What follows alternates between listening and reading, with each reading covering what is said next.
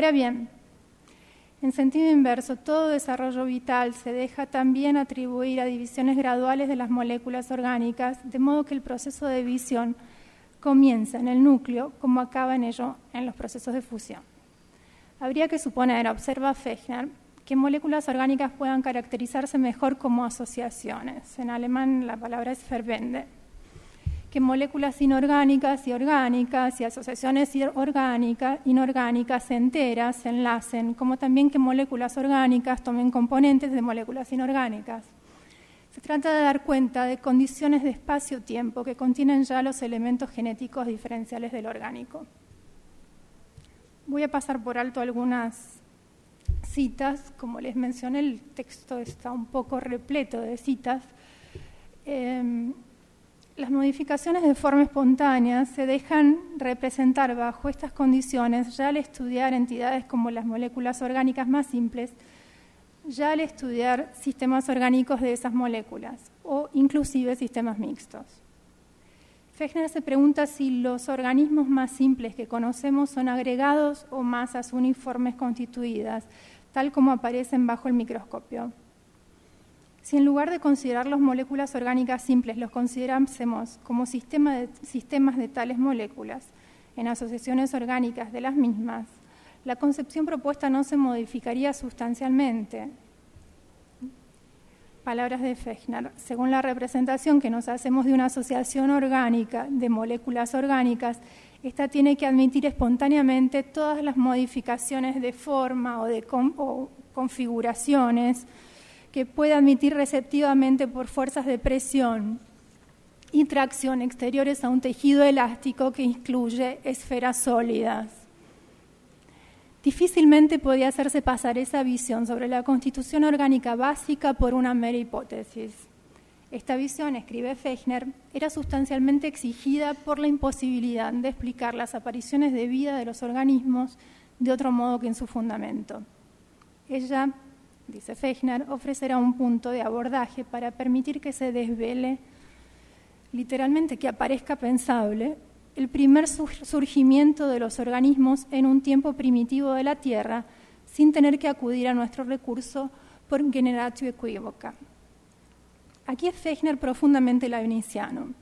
Inorgánica u orgánica es siempre la misma materia, no son, sin embargo, las mismas fuerzas materiales las que sobre ellas se ejercen.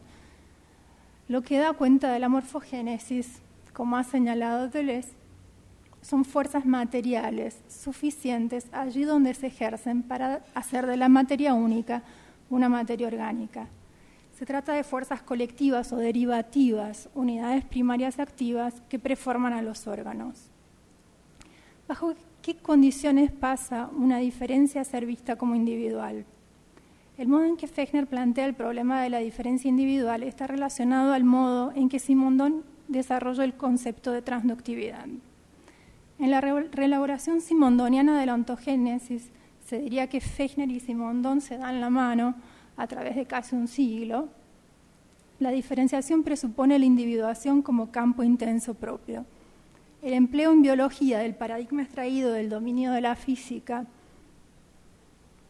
es decir, un descubrimiento de la axiomática intelectual contemporánea del estudio del ser, lleva al filósofo a considerar el carácter transductivo heterogéneo que aparece en los márgenes de la realidad física.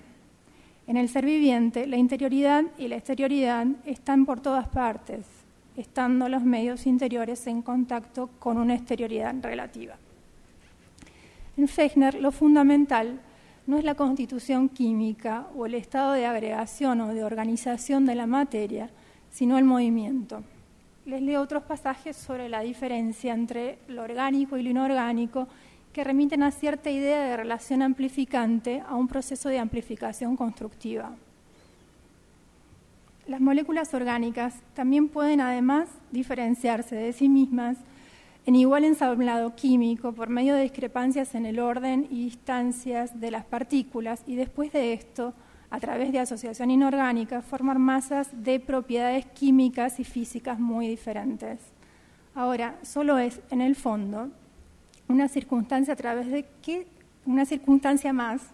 a través de qué pueden diferenciarse las moléculas, cuando éstas también pueden diferenciarse a través del estado de movimiento de las partículas.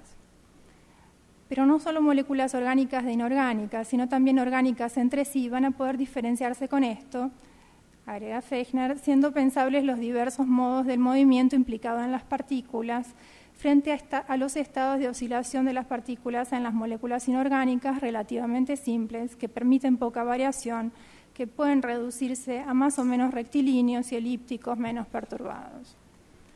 A partir de aquí no hay moléculas o masas, sino grados intermedios de amalgamas que van del caso límite, que puede ser llamado estabilidad absoluta, en el que la dispersión de las partículas en lo ilimitado da forma a otro caso límite, el de la inestabilidad absoluta.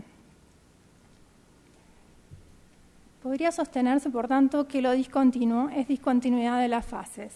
Cito: los organismos están, por así decirlo, completamente atados a la periodicidad de sus funciones y con ello atados a condiciones estables de su vida. En todo esto tenemos en consideración, explica Fechner, sin embargo, los intercambios de materia a los que los organismos están sujetos y no siempre son las mismas partículas, sino apenas partículas conmensurables las que retornan periódicamente en los mismos lugares. Nada impide, no obstante, generalizar el concepto de estabilidad de tal modo que en este caso entre bajo el mismo. De un punto de vista general, se deja creer, cuando no hasta ahora también demostrar rigurosamente, que la tendencia de cada sistema material abandonado a sí mismo hacia una agrupación interna periódica de las partículas y a una configuración, el término en alemán es Gestalt, exterior periódica, está relacionada con el principio de la tendencia a la estabilidad. Fin de cita. La explicación de este principio de tendencia a la estabilidad a las relaciones orgánicas suscita el interés de Fechner por las diferencias que se descubren cuando el desarrollo conduce menos a un estado final inorgánico que a un estado final orgánico. La formación del núcleo de la semilla por una molécula o por una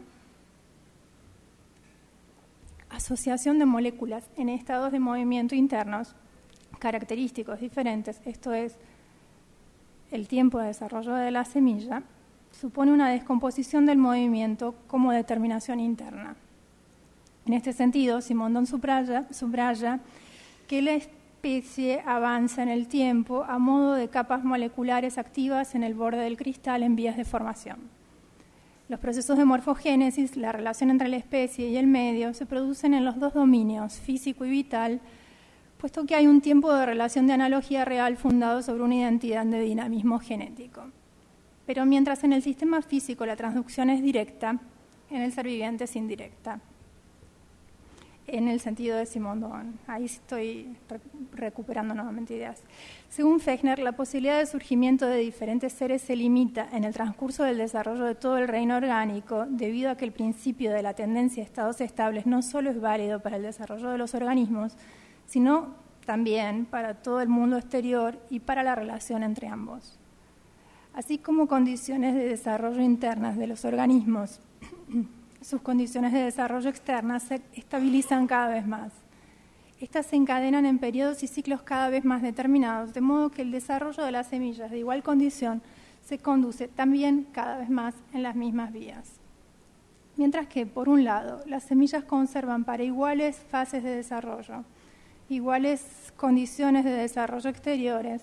Por otro lado, las semillas en sí mismas, en el progreso de las generaciones, se preparan para repetir los cursos de evolución anteriores bajo condiciones exteriores, que se han hecho cada vez más estables, y con ello repiten los organismos de los cuales se originaron, de lo que se deriva el principio de variabilidad decreciente de los organismos en el transcurso del desarrollo inorgánico.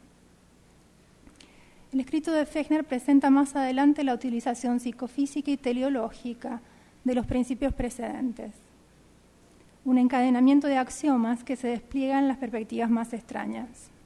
Es una geodicea que infiere la procedencia primitiva de los organismos a partir de relaciones cósmico-orgánicas. Hay cambio espontáneo y continuo, no del lugar, sino del orden de las partículas de la molécula orgánica.